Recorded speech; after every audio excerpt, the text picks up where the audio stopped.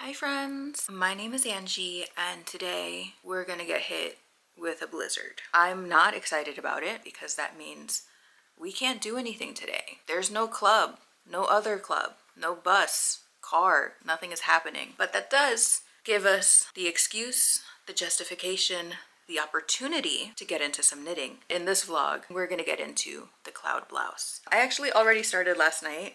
It's been kind of giving me a lot of agony because we're doing German short rows, and I love German short rows because it provides a really seamless like shoulder kind of situation in a garment. It looks incredible, it looks flawless, it looks amazing. However, it is a bitch to do because you have to keep track of your stitches in a way that I'm sure a seasoned knitter can do just like instinctually. I have to have stitch markers on both ends, and then I actually have to remember to move those stitch markers at each end. I'm crying, I'm screaming, I'm throwing up, but we're also persevering. I survived the blizzard. I had to go out there and I had to shovel my car, and the snow was up to my knees. But that's not why we're here. This isn't a weather channel. This isn't a weather vlog. It sure sounds like one, but it's not, I promise. This is a project vlog, so let's talk about my project. I'm working on the back panel still. I finished the German short rows, and that creates this little like trapezoid shape, and this is going to be like the shoulder drop, which I don't think I have to like sew in any panels. I think everything is like built on top of each other, and I love patterns like that because I hate sewing in panels. And I think this is a good time to actually talk about what I'm making and how I'm making it, because I don't think I did that in the intro clip. I think I was like so overwhelmed by the presence of snow, and I was like, I have to get out there, I have to fix my car, that I like didn't talk about the yarn or the pattern or anything. So we are making the cloud blouse. This is a pattern by the designer petiteknit. For this pattern, I'm using two different mohairs held double. The first is Hobby Yarn Friends Kid Silk in the color 77.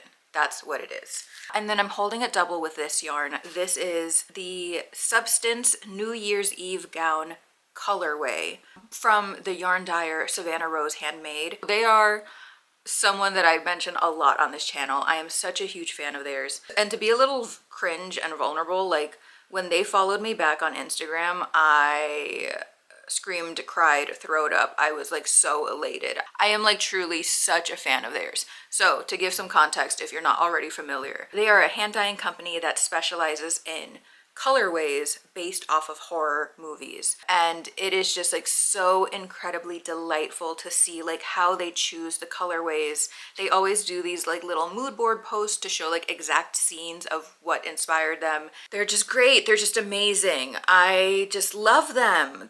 I just love them. But anyway, so we're holding a double with this, and this is not only looking so beautiful and stunning, it's also so incredibly soft to the touch. I've worked with mohair previously in the past and I hated it. And I don't want to put this company on blast, but I will put them on blast. Just know that if they ever reach out to me and want to do a deal, this was a joke, this was a bit, this was a goof, a haha. But the only mohair I've ever used in the past was from Wool and the Gang. Hated it.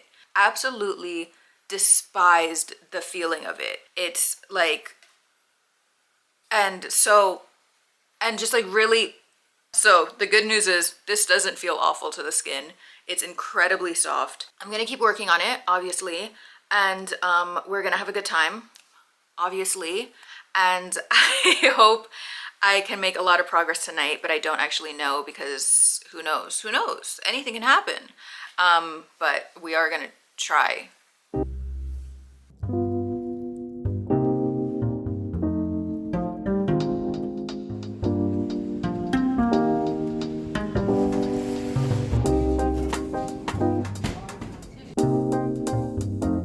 Guess who freaking did the entire yoke?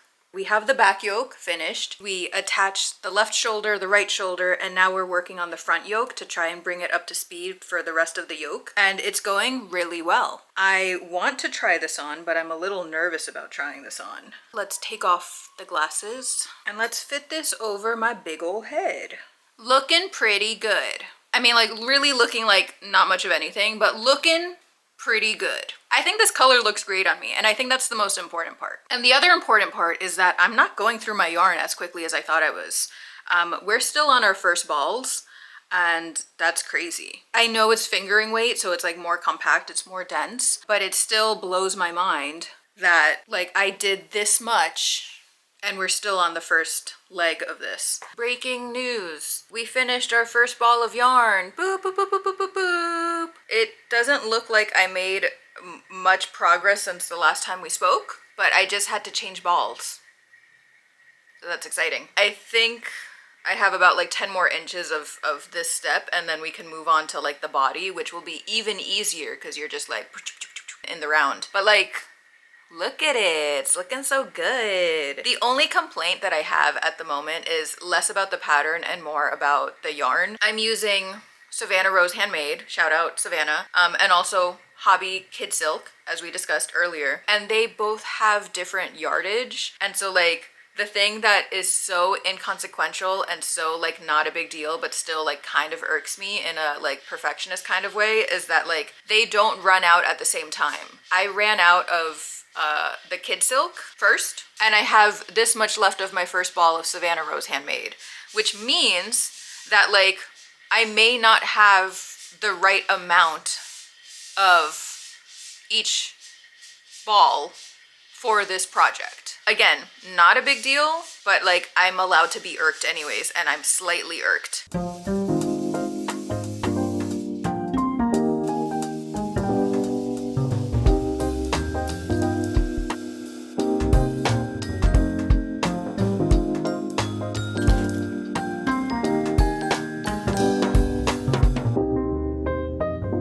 We have successfully connected the two panels. We are now knitting in the round for the foreseeable future. This is the back. This is the other side of the back. I can't really do a full turn because I am still connected to yarn and I don't want to get like stupid tangled up, but we're doing it, guys. And can you believe I'm still on my first ball of my Savannah Rose Handmade yarn? So shout out Savannah Rose Handmade for using the chunky skeins. Not chunky in weight, but chunky in like density and yardage. The other thing I want to say about this is I need to be really aware of my tension. I feel like my tension is so much looser when I'm knitting in the round, and it's probably not even that noticeable to like the untrained eye, but like I feel like there's a clear demarcation of when I was knitting in the flat and knitting in the round. It looks so clean right here, and then over here like things are getting a little wonky. Do you see that? Maybe not. So I think I need to knit a little tighter moving forward. And then I'm also just hoping that things will even out when I block it. I don't know. I feel like I put too much faith in blocking, and I'm gonna do it again because I'm just like, you know what? I could undo 6 rows and really be aware of my tension, or I could just block it real good. So we're just gonna block it real good when the time comes. We've made some progress on this thing. I'm gonna do a little bit of a try on right now. See, part of the problem is that almost all of my pants are high-waisted. So to me, a cropped shirt is almost perfect length. However, I do recognize that if I make this a cropped sweater, every single time I go like this at work, everyone's gonna see my belly button, and that's not right either. So I think what I need to do is continue to do the body until it reaches like just above my belly button. So if I do 2 more fingers of regular stockinette, 1 finger of ribbing, and then another finger of casting off, we are just over my belly button. And that feels good. What if I do 3 fingers? Oh, that might be better. The annoying thing about that feeling right is that we're still in body island. And I know people talk about sleeve island being the worst feeling in the world, and I agree. But I think we should also shed some light on the agony of body island, especially like when you're at this stage of the body, because like you're so close and yet so far. Because at least with a sleeve, like the amount of stitches that you're working with are like astronomically smaller, so like you kind of speed through it. It's an island, but it's a small island. This feels very much like a big island. This is like Australia. This is like a smaller island I can't think of right now. This was good for me. Hope that this was a relevant update for you. See you in like another 4 weeks because this is taking me forever.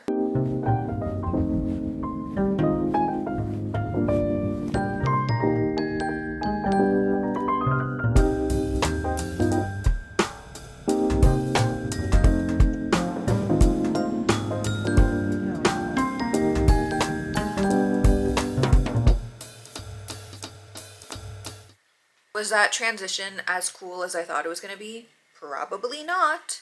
Is it still in the vlog? Yes. I have some updates. I can tell you that I finished the body and I would try it on for you today, except for the fact that I don't feel like it. I'm wearing a very comfy large sweater, and in order to try this on, I have to take it off. I have to put on an actual bra. I have to do a lot of stuff and I don't feel like doing it. But just take my word for it.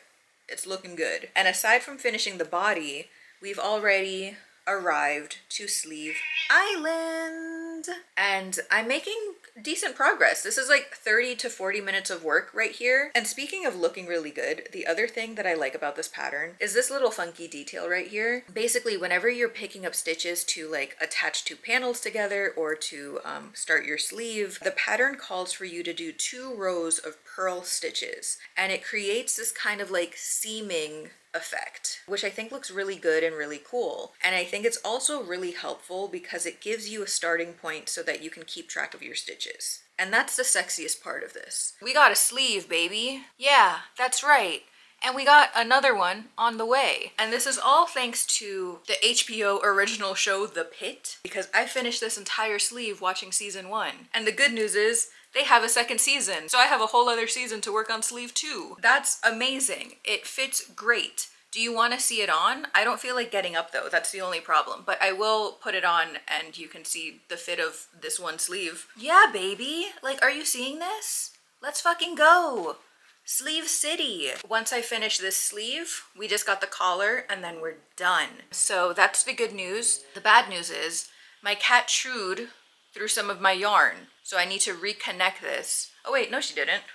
Oh, but she did. And so now I need to reconnect this with the balls of yarn that I was using. And on one hand, I'm mad at her. On the other hand, it's kind of my fault because I know how she is. And she loves to eat a little yarn as if it's a spaghetti. And usually when I'm not working on this project, I either put it in a bag or I like cover it up with a bandana, or I do something to make sure like she can't really get into it. I neglected to do that last night. I was tired, I was lazy, and I have suffered the consequences. I don't think she ate too much of it. I think she just kind of chewed through it, but I'm still pissed.